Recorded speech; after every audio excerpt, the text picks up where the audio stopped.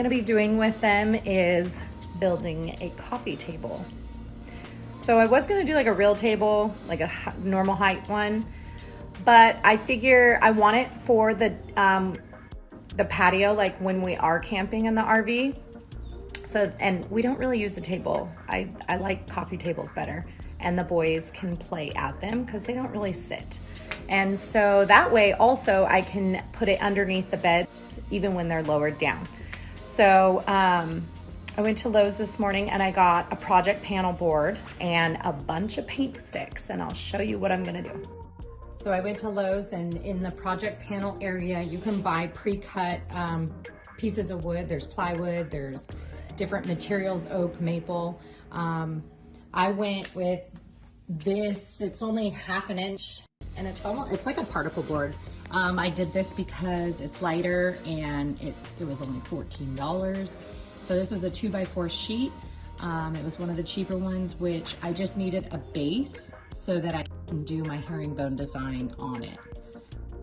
Okay, the other stack of things that I got were these 5-gallon paint sticks. They come in a 3-pack, and I bought these at Lowe's. They're 98 cents for one of these. I pretty much cleared them out.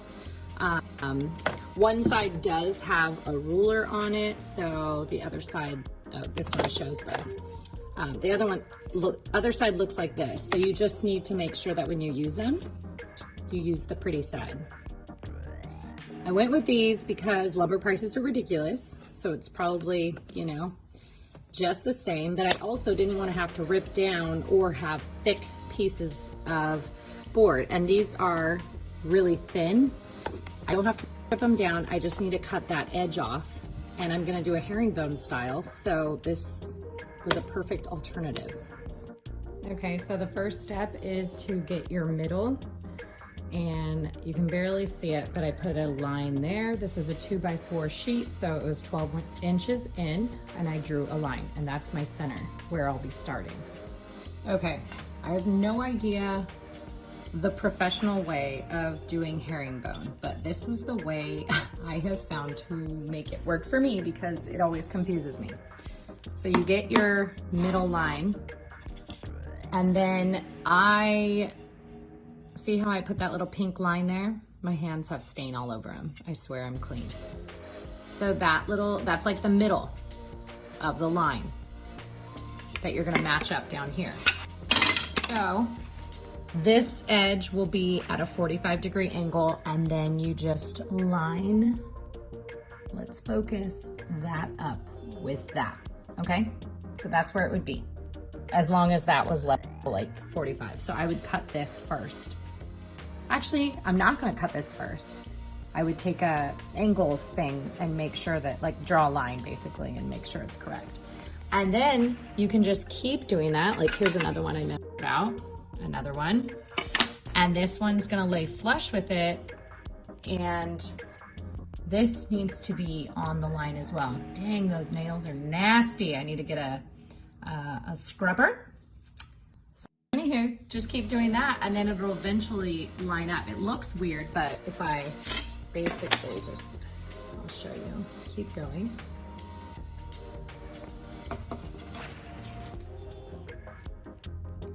It's an easy way to start off your line.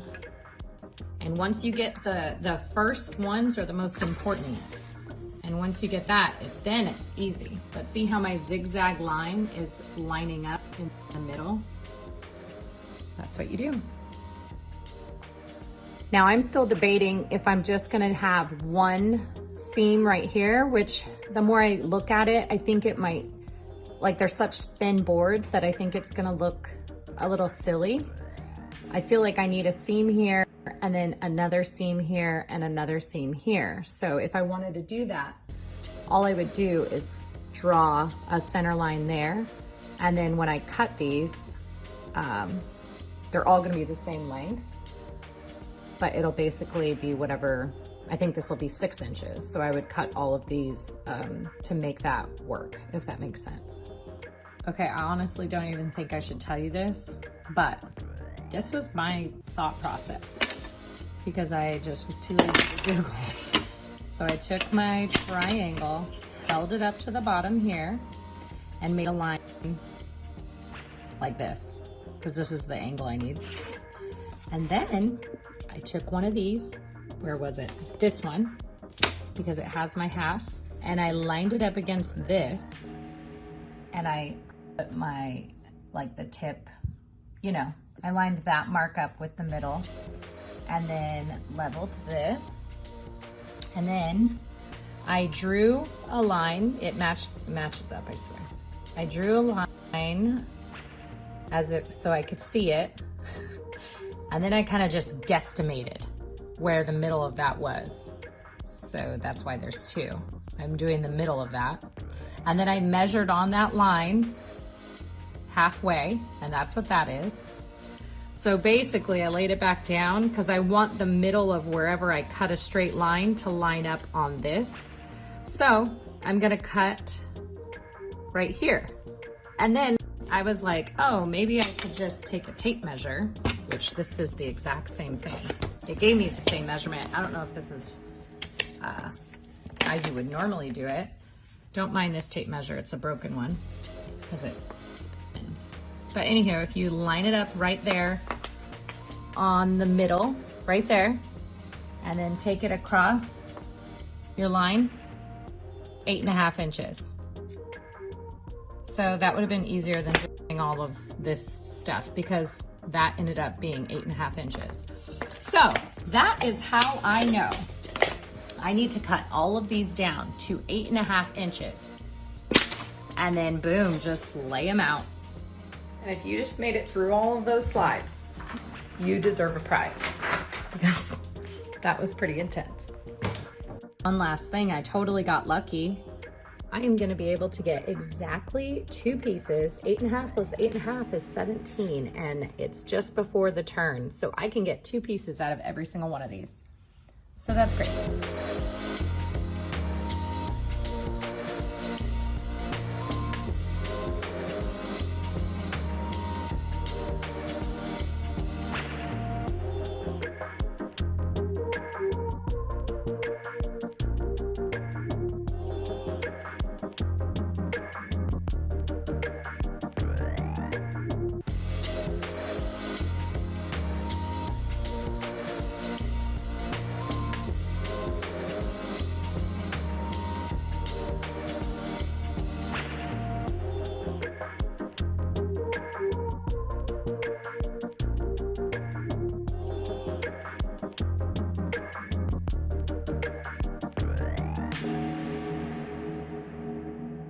So these are so thin and the board is so thin, I just want to hopefully not have to fill holes and use my nail gun.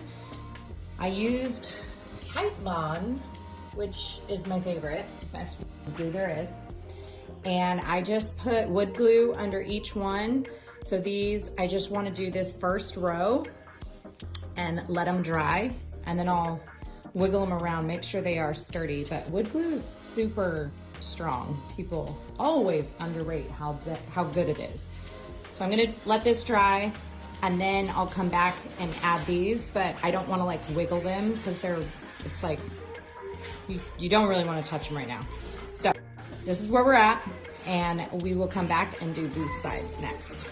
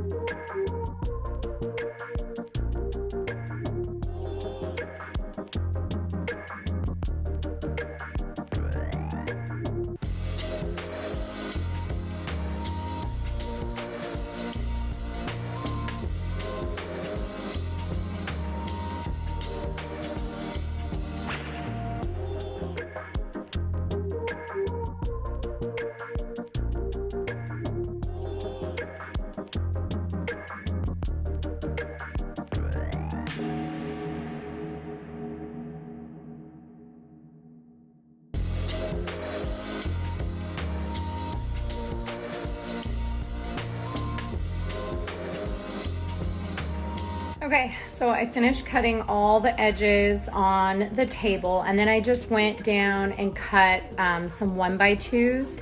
I 45'd them with my miter saw so that I could cap the sides like. So these were the leftover pieces once I cut. I wanted to fill in the tiny little holes. So those are wood glued and I have them taped down because they're little. But these are what I cut, and they are gonna be for the sides like this. So basically it's just gonna like finish it off. And then, so before I secure those, you can see like some of these have bigger gaps like that. Not all of them, but just some of them do. And so I'm just gonna take some wood putty and fill in the gaps so that when I sand it all down, it'll just be solid. So that's what I'm about to do now.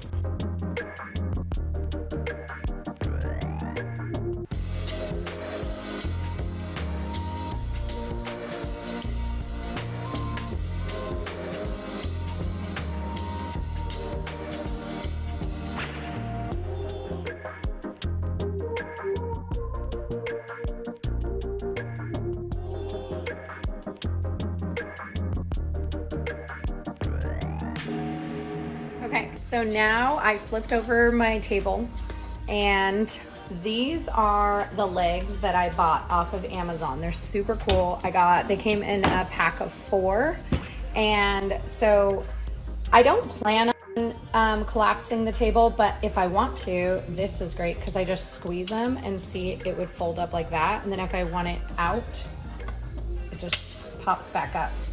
And they have this nice little rubber on the bottom so it won't scratch wood floors. So I'm gonna attach these to my table now in all 4 corners, and then once it's on its legs, I'm gonna attach the 1x2s.